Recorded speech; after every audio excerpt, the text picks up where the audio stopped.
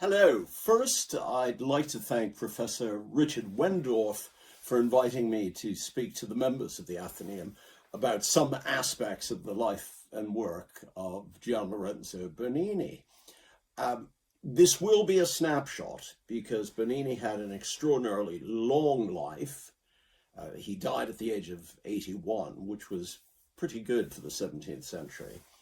And he had a very varied career, not just a sculptor, but also as an architect, a designer, a creator of theater and pageants, and as someone who knew everyone there was to know in 17th century Rome. So let's begin at the beginning. Bernini was born in 1598 in Naples. His father, Pietro Bernini, was a technically very, very distinguished, but creatively not so good sculptor who came from the outskirts of Florence and went to Naples because there was so much demand for sculpture there. After all, at the end of the 16th century, Naples was one of the most populous and richest cities in Europe. But Pietro Bernini's skill as a carver was so well known that he was summoned to Rome, and Rome was the great artistic honeypot. So when young Bernini was 6 or 7 years old, the family moved to Rome, and the young Bernini grew up in the shadow of the great Basilica of Santa Maria Maggiore, where Pope Bernini was busily employed. Now, just around the corner from that basilica is a fabulous little church, which I don't think enough people visit, Santa Prassede, which is one of the finest early Christian churches in Rome with wonderful mosaics. But it is also the site of Bernini's first important work, you could say, a portrait bust of the papal courtier Giovanni Santoni, and it's quite good. It's smaller than life size. It is particularly remarkable when you realize that it was carved by a boy of 12. So Bernini was a child prodigy. Even more impressive is a work from 2 years later, another funerary bust, this time of the physician Antonio Coppola. And this is in a very, very good church in Rome called San Giovanni de Fiorentini, which was the church that Florentines patronized mostly. It is a work of really extraordinary maturity, high technical skill, and great psychological insight. A wonderful portrait of an austere, intellectual 17th century physician. Unsurprisingly, with such skill, Bernini immediately comes to the attention of some of the most important people in Rome, especially to the attention of Scipione Borghese. Borghese is very important. He is the nephew of Pope Paul V. He is immensely rich. He is a connoisseur of the arts. He is a show-off, because it's very important to broadcast one's status. And he occupies the position of cardinal nephew, nipote, where we get our term nepotism from. And this refers to the practice of popes making their nephews cardinals and the most important official in the whole apparatus of the church. This is quite natural because popes wanted a family member they could totally rely on. And so a nephew was chosen to run many of the Pope's affairs. Scipione builds a fantastic villa on the outskirts of Rome, just beyond the walls. It's now the Borghese Gallery. he and Bernini have a very close, very affectionate relationship, and you can see how affectionate it is just through this fabulous caricature which the young Bernini does of Scipione. And incidentally, it establishes Bernini as really the godfather of the modern art of caricature. But it's a fabulous evocation of an opulent, pleasure-loving prince of the church. Borghese commissions a number of works, major works from Bernini to adorn his villa. One of the most famous is this one, The Rape of Proserpina, or Pluto and Proserpina. People are amazed by how Bernini is skillful enough to give the marble the warmth and almost the softness of flesh. But what really establishes Bernini as a superstar is the next group of mythological figures, Apollo and Daphne. Just as Apollo is about to seize and rape Daphne, she turns into a laurel tree. And you can see in this sculpture the actual moment in which her flesh is turning to bark, her fingers are turning into the branches and laurel leaves. It's an astonishing conception, like a still from a movie. This is a very different way to approach sculpture. I should point out that even at this stage, and Bernini was in his early 20s at this stage, mid-20s, even at this stage, he employs assistants for very specific parts of the sculpture. So, for example, the leaves are carved, which are beautiful, are carved by another assistant. To me, the most impressive, the most game-changing of Bernini's early works is his sculpture of David. Let's just compare it, because he was obviously challenging an earlier work, namely Michelangelo's David, praised by many people as the most beautiful sculpture in the world. It is idealized male beauty. I find it rather static and slightly effete. To me, it doesn't look like a young warrior king. It looks like, a male model. Compare that to Bernini's David, with its dynamism, the way the body of David is twisting. He's been captured at the moment, the critical moment where he's just about to fling the stone that kills Goliath. His face is full of determination, and it is a self-portrait. It's a self-portrait. We know that Bernini looked in the mirror as he was carving this statue, and it shows the immense determination to succeed, because this was a period in which ambition was vital, because the situation in Rome was one of the most dramatic rises and fall of fortune. This, of course, is because the papacy was not a hereditary post. Every time a pope died, a new pope had to be elected. And the new pope brought a family with him that had to be enriched, that needed sinecures, that had to display their power. So they needed new courtiers, they needed new sculptors, new artists, new poets, new palaces. There was a gravy train every time a new pope was elected, and people wanted to get on it. Bernini was fortunate in riding successive papal gravy trains very, very successfully.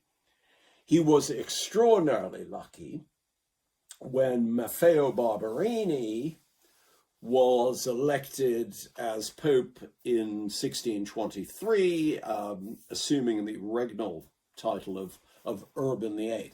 Now, even by the standard of some previous popes, the Barberini and Urban VIII really set new benchmarks for greed, corruption, ostentation, self-glorification. They spent to establish themselves as the most important, the most significant family in Rome. At this stage, it's probably worth a reminder that the Pope had a unique position, because not only is he the spiritual leader of the world's Catholics, but he is also a secular monarch. He is the sovereign of the Papal States. Of course, you know that in the 17th century and previously, Italy was a patchwork of competing duchies, principalities, kingdoms, and the Papal States, the secular realm of the Pope, occupied an absolutely central geopolitical position on the Italian peninsula. So the Pope had his own state, and that state was very, very significant. Urban VIII is totally in love with Bernini, showers him with commissions, the most outstanding of which, I suppose, it's hard to choose, but it must be the Baldacchino in St. Peter's. This great canopy which goes over the high altar, protects the high altar, and also underneath the high altar is the tomb of Peter. So this is an immensely significant piece of work for the Catholic world. It is massive. It's nearly 30 meters high. And with it, Bernini does something that is very Baroque. He begins to dissolve the distinctions between the various arts.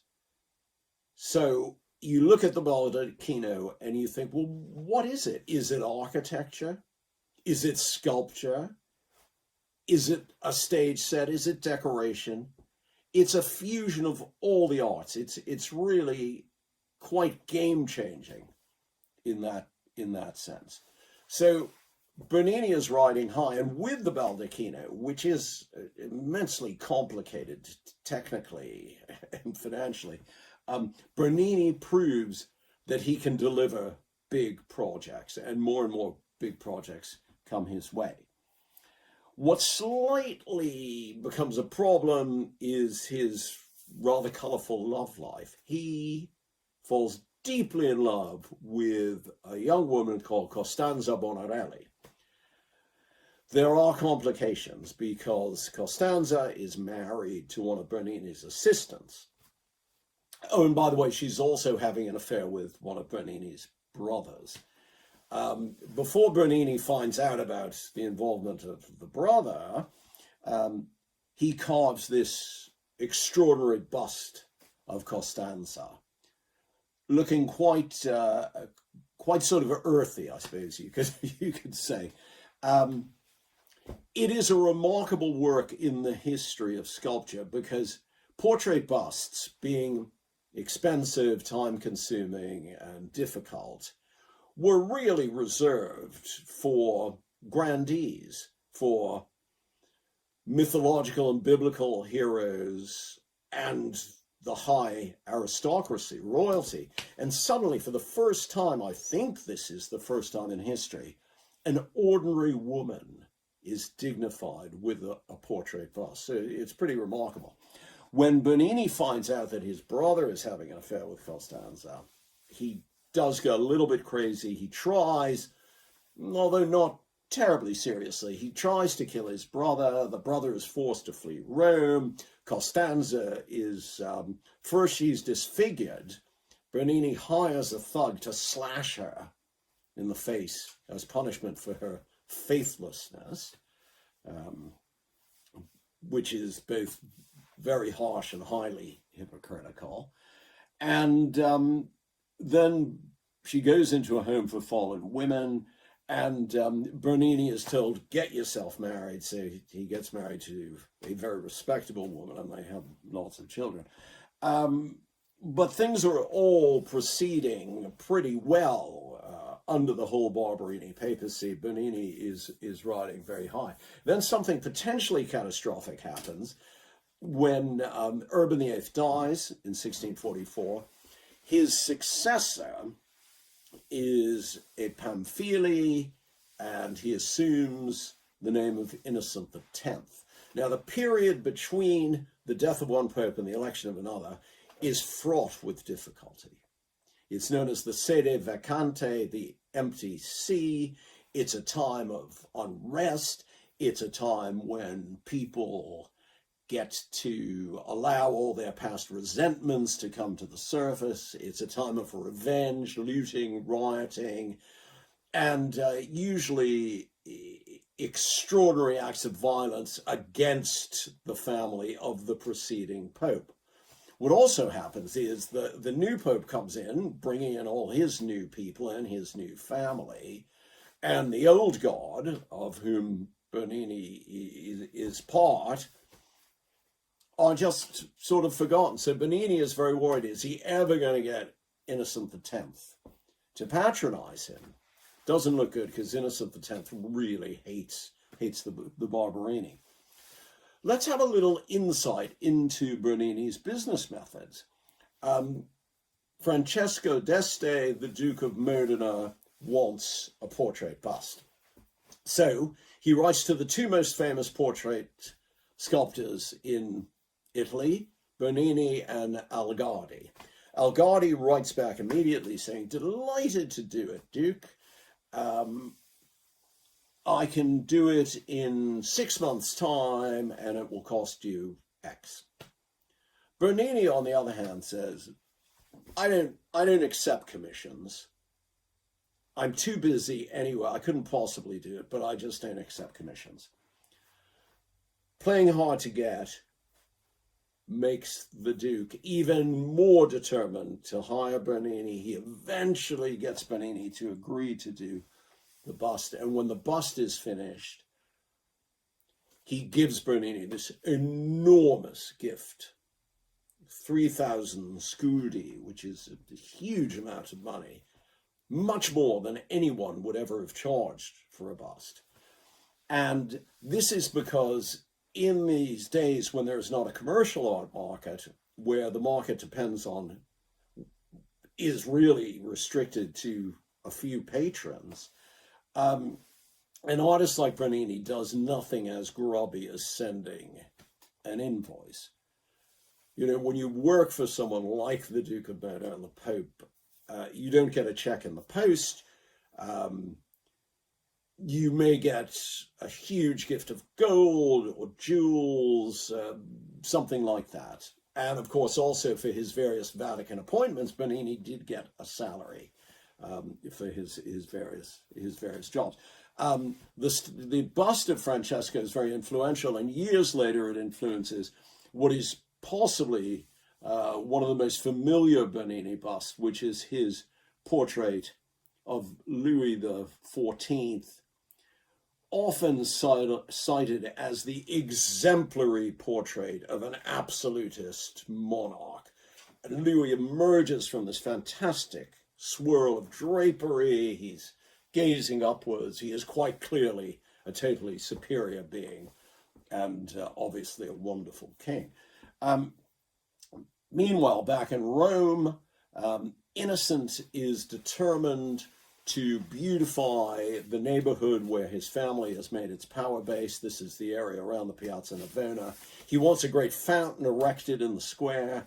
He's found a beautiful Egyptian obelisk. He invites the most important artists and architects in Rome to submit their designs, but he doesn't ask Bernini because Bernini is too much seen as a stooge of the previous papal regime. Nonetheless, Innocent is exposed to Bernini's design for the fountain. He sees it while he's attending a dinner party, and he has to have it. He falls victim, not to Bernini's charm, but to Bernini's unquestioned talent. So he commissions the Fountain of the Four Rivers, which to my mind is the most beautiful fountain in the world. A daring piece of engineering. Look at the way that huge, heavy obelisk is balanced over a void sort of it's remarkable. And also, if you look closely, you can see why many people believe that it influenced the design of the Eiffel Tower.